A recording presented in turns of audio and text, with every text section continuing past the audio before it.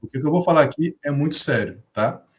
Eu vou falar sobre o Espírito Santo, a terceira pessoa da Santíssima Trindade, tá? Primeiramente, vou fazer aqui a oração, né? A oração do Espírito Santo, para que ele possa me conduzir e eu possa falar somente aquilo que agrada a Deus. Qual que é essa oração? A oração Vinde Espírito Santo. Vinde Espírito Santo, enchei os corações dos vossos fiéis e acendei neles o fogo do vosso amor. Enviai o vosso Espírito e tudo será criado. E renovareis a face da terra. Ó Deus, que instruíste os corações dos vossos fiéis com a luz do Espírito Santo, fazei que apreciemos retamente todas as coisas segundo o mesmo Espírito e gozemos da sua consolação. Por Cristo nosso Senhor. Amém. Vamos ao que está escrito no Catecismo da Igreja Católica. O que significa que o Espírito falou pelos profetas? Com o termo profetas, entende-se todos que foram inspirados pelo Espírito Santo para falar em nome de Deus. O Espírito conduz as profecias do Antigo Testamento a seu pleno cumprimento em Cristo, de que revela o mistério no Novo Testamento. Então, se você pegar o Catecismo da Igreja Católica, número 687, está lá escrito: ninguém conhece o que há em Deus, senão o Espírito de Deus. 1 Coríntios 2:11. Ora, o seu Espírito que o revela faz-nos conhecer Cristo, seu Verbo, sua palavra viva. Sua palavra viva. Aonde que está a palavra viva? Palavra viva de Deus, escrito por esse profeta. Está aí no Catecismo, número 687. Mas não se diz a si próprio: aquele que falou pelos profetas faz-nos ouvir a palavra do Pai.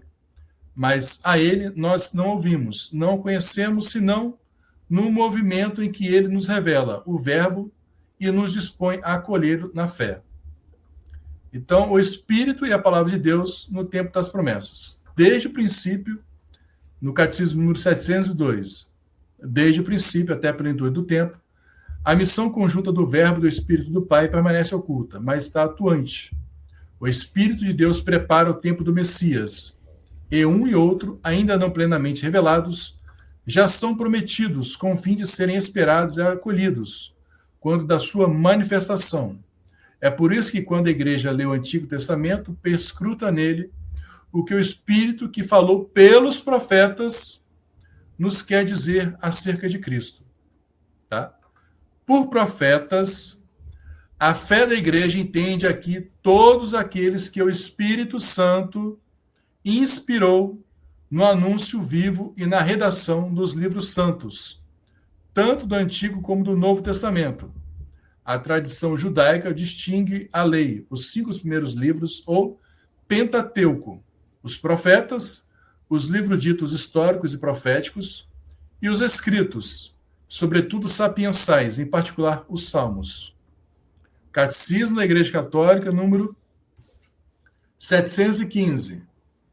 Os textos proféticos, respeitantes diretamente ao envio do Espírito Santo, são oráculos em que Deus fala ao coração do seu povo, na linguagem da promessa, com os acentos do amor e da fidelidade, cujo cumprimento São Pedro proclamará na manhã de Pentecostes. Segundo essas promessas, nos últimos tempos, presta atenção no que está escrito aqui no Catecismo da Igreja Católica, nos últimos tempos, o Espírito do Senhor há de renovar o coração dos homens, gravando neles uma lei nova, reunirá e reconciliará os povos dispersos e divididos, transformará a primeira criação e Deus habitará nela com os homens na paz. O que esse livro, a palavra viva de Deus, fez com todo mundo que está lendo e seguindo? Renovou nos nossos corações o ardor apostólico, o amor pela igreja, o amor pela oração, o amor ao Santo Terço. Tudo isso é obra do Espírito Santo, que escolheu o profeta dentro da Conceição para nos guiar. E isso está corroborado com o Catecismo da Igreja Católica.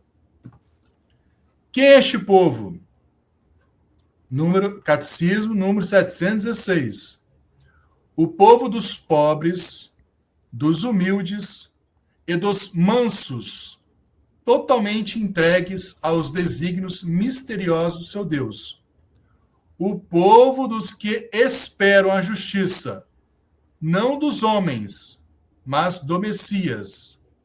Tal é, afinal, a grande obra da missão oculta do Espírito Santo durante o tempo das promessas para preparar a vinda de Cristo. É a qualidade do seu coração purificado e iluminado pelo Espírito que se exprime nos Salmos. Nestes pobres, o Espírito prepara para o Senhor um povo bem disposto. Tá? Vamos agora ler a mensagem do livro A Palavra Viva de Deus, que Jesus fala na mensagem do dia 10/6/2000. O título é O Convívio dos Eleitos, mensagem de quase 25 anos atrás. Tudo isso se dá aos que propagam a paz. O mistério que, entre o céu e a terra, não há nenhuma barreira que possa impedir. Um reflexo que vem se passando com os eleitos que, depois de serem tocados pelo Espírito Santo, pode ser um coração de pedra. Seus corações amolecem. Basta o Senhor querer. Ninguém pode dizer, eu quero ser escolhido como um desses. Deus é quem escolhe. Para ir à guerra, primeiro se faz uma escolha dos soldados para irem à luta. Agora, vem acontecendo o mesmo com os eleitos. Derramado já foi sobre a terra a luz do Santo Espírito, e onde ela bate, a força maligna não tem mais força, porque este é o tempo que o Pai continua enviando suas últimas mensagens através de ti, filho amado. Estas escritas são como chuvas de ouro que derramadas estão sendo sobre a terra. Chuvas de ouro são essas mensagens, tá? Onde, dentro de um lar, uma ou duas pessoas as recebem com amor, mas as outras não as aceitam de maneira alguma. O mesmo acontece com os membros da minha igreja, onde alguns sacerdotes as aceitam de coração, mas o restante protesta, dizendo que tudo isso é uma farsa mentirosa. Então, passa a ser daqui por diante, cada dia um mistério sobre estes assuntos.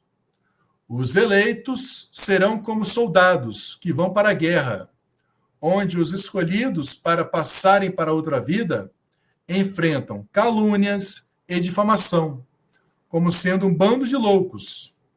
Assim, meus filhos e minhas filhas, trataram meus apóstolos, quando chamei um por um entre os descrentes. Diziam que eu tinha enfeitiçado eles. Do mesmo modo, vocês também vêm sendo tratados assim. Já não está escrito que o pescador, ao jogar a rede no mar, depois de puxá-la, escolhe o que é bom e o que não serve se tira para fora? Conferir em São Mateus, capítulo 13, versículo 47 ao 50. Este está sendo o tempo e não se pode mais esperar. A injustiça contra mim já está dentro de minha igreja. Mensagem do ano de 2000, quase 25 anos atrás. Jesus já... Você imagina como é que está agora? A injustiça contra mim já está dentro de minha igreja, que é de Pedro. Entre eles está existindo muita discórdia, onde uns são a favor de João Paulo II, mas o restante quer ver ele tão logo afastado, mesmo que, se for preciso, seja morto. Olha o que Jesus revela nessa mensagem, que é uma divisão lá dentro do Vaticano, querendo tirar força o mais rápido possível o nosso Santo Papa João Paulo II. O que a humanidade precisa saber é destas horas negras que vem surgindo dentro do Vaticano, onde um poder diabólico quer tomar conta do centro mundial do cristianismo à força. Meus filhos e filhas eleitos, vocês já sabem, não deixem nada vir tirá-los desse caminho. Mesmo sendo oferecida oferta enorme, não aceitem. Lembre-se do que eu disse. A porta que leva até o céu é estreita. São Mateus 7, versículo 13 a 14. Mas depois que passa, não há nada neste mundo que possa igualar-se. Jesus. Olha o que uma coisa tem a ver com outra. Catecismo da Igreja Católica, falando que o Espírito Santo que guia os profetas, e Jesus confirmando aqui nesse livro a palavra viva de Deus. Não é um livro qualquer. É como chuvas de ouro para a humanidade. Para quê? Para se voltar para Deus. Por quê? Porque lá no Vaticano já tem a seita diabólica que controla aquilo lá. A mensagem era do ano de 2000, quase 25 anos atrás. E como é que está hoje? Como que está o Vaticano hoje? Quem é que está controlando aquilo lá? Eugênio falou aí agora há pouco. A Pachamama, né? Uma deusa indígena, pagã, que o falso Papa Francisco levou lá para dentro da Basílica de Santa Maria, se eu não me engano. Isso e muito mais a gente sabe por causa desse livro, A Palavra Viva de Deus. Se não fosse esse livro, a gente estaria lá no meio, achando tudo certo, tudo legal. Vamos continuar aqui com o catecismo. 729. Só quando chega a hora em que vai ser glorificado é que Jesus promete a vinda do Espírito Santo, pois a sua morte e ressurreição serão cumprimento da promessa feita aos antepassados. O Espírito da verdade, o outro Paráclito, será dado pelo Pai, a pedido de Jesus. Será enviado pelo Pai em nome de Jesus. Jesus o enviará de junto do Pai, porque do Pai procede. O Espírito Santo virá. Nós o conheceremos. Ele ficará conosco para sempre. Habitará conosco. Há de nos ensinar-nos tudo. Há de lembrar-nos tudo o que Cristo nos disse e dará testemunho dele. Conduzir-nos-á à verdade total e glorificará a Cristo. Quanto ao mundo, confundi-lo-á em matéria de pecado, de justiça e de julgamento.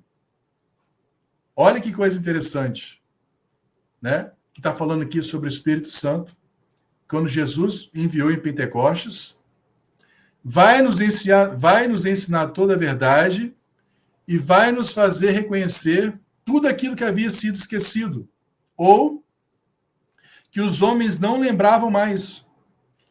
Através de quem? Através de um profeta. Olha que uma coisa está ligada à outra, né? E aí você continua. Todo mundo, todo católico conhece, ou deveria conhecer, a oração do credo. Mas antes da oração do credo, eu vou ler uma outra mensagem da Palavra Viva de Deus, tá? Que se chama Meu Povo, do dia 29 do ano de 2000 também. Ou seja, quase 25 anos atrás.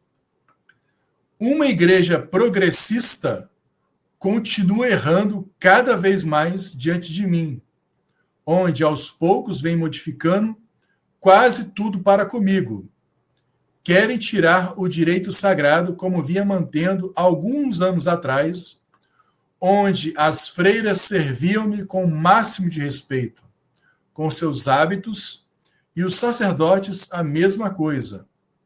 O sacrário, que deveria estar no centro da igreja, já estão retirando. Há 25 anos atrás, hein? Hoje, qual igreja que tem o sacrário no centro? Dando assim espaço ao inimigo. Retirou o sacrário do centro da igreja, Deus não está mais lá. Quem está no comando dessa igreja é o inimigo de Deus. Já o meu povo olha, vê e consegue enxergar essa falta de respeito para comigo. Ou seja, somente o povo escolhido de Deus consegue enxergar isso. Não adianta. Se o Espírito Santo não tocar na pessoa, ela continua cega. Precisa que Deus toque no coração dessa pessoa, igual a mensagem passada que eu li, mesmo que seja o coração de pedra. Deus amolece. Então vamos lá. E para não seguir junto, vai procurando um lugar onde possa dar-me o direito de ser o mesmo Cristo de ontem, de hoje e de sempre. Nenhum de vocês, meus filhos, está parado no tempo, mas o meu tempo é que está junto a vocês, aguardando um momento para dar-vos tudo o que venho prometendo. Lembrai-vos, homens sem fé e sem respeito. Nenhum desses do meu povo deseja o mal a vocês, mas os que me amam e me respeitam, esses têm pena de vocês, por não enxergarem mais a verdadeira obra de Deus, o caminho que traz a mim, um povo justo, santo e pecador. Entretanto, os seus pequenos pecados não me entristecem e nem me decepcionam, porque a gente sabe, né? Nós somos pecadores, mas a gente que está na obra, a palavra viva de Deus, a gente procura se policiar o máximo possível para não pecar e ofender a Deus. Agora, vocês que querem ver uma igreja moderna, a qual dá direitos à Umbanda, ao Espiritismo, ao Candomblé e a tantas outras seitas perigosas, para esses tem espaço dentro de minha Santa Igreja. Já aos que vêm mantendo a paz e que não faltam com respeito para comigo, dando-me todo o direito, se ajoelhando em minha frente e recebendo o santo sacramento na boca, estes são considerados para vocês um povo louco e atrasado. Mas a vós digo, filhos ingratos e desrespeitadores, jamais perto de mim ficareis. Quando eu começar a separar, direi neste momento: afastai-vos de mim, injustos, porque fizestes vossos julgamentos antes de mim. O meu povo vós não reconheceis, mas somente aqueles que vêm mudando toda a estrutura da minha santa e pecadora Igreja Católica Apostólica Romana. Criaste para vós um árduo temor que não dará mais chance de viverdes junto comigo. Lembrai-vos do que falam as Escrituras. Um só é o legislador, e também não se pode servir a dois senhores ao mesmo tempo. São Mateus 6, versículo 24. Mas vós estáis dando espaço para um, o inimigo, aquele que só quer ver guerra, fome, peste, separação, discórdia, droga, luxo, estupro e aborto. A miséria humana, este é o preço que ele vem dando. E vós não enxergais.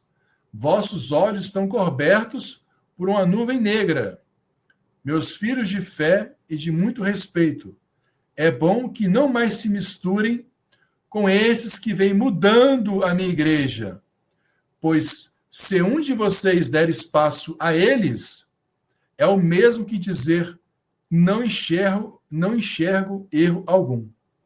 Povo santo e pecador, fujam desta realidade que vem surgindo. Saibam que isto é um desafio contra os meus preceitos. Jesus, que assina essa mensagem, que está nesse livro, A Palavra Viva de Deus. E aí, a gente vai ler aqui a oração do credo. Não o credo simplificado, mas o credo que foi composto no Concílio de Nicéia. Se chama Credo Niceno-Constantinopolitano, que é o qual: creio em um só Deus, Pai Todo-Poderoso, Criador do céu e da terra e de todas as coisas visíveis e invisíveis. Creio em um só Senhor Jesus Cristo, Filho unigênito de Deus, nascido do Pai antes de todos os séculos, Deus de Deus, luz da luz, Deus verdadeiro de Deus verdadeiro, gerado, não criado, consubstancial ao Pai. Por ele, todas as coisas foram feitas, e por nós, homens, e para a nossa salvação, desceu dos céus e se encarnou pelo poder do Espírito Santo, no seio da Virgem Maria e se fez homem. Também por nós foi crucificado sob Pôncio Pilatos, padeceu e foi sepultado, ressuscitou ao terceiro dia, conforme as Escrituras, e subiu aos céus, onde está sentado à direita do Pai, e de novo há de vir em sua glória para julgar os vivos e os mortos, e o seu reino não terá fim. Olha essa parte aqui agora. Prestem bem atenção, porque às vezes a gente reza e nem se dá conta daquilo que a gente está rezando. Creio no Espírito Santo, Senhor que dá a vida, e procede do Pai e do Filho. E com o Pai e o Filho é adorado e glorificado. Ele que falou pelos profetas. Vou dar uma pausa aqui, porque eu creio e ainda continuo.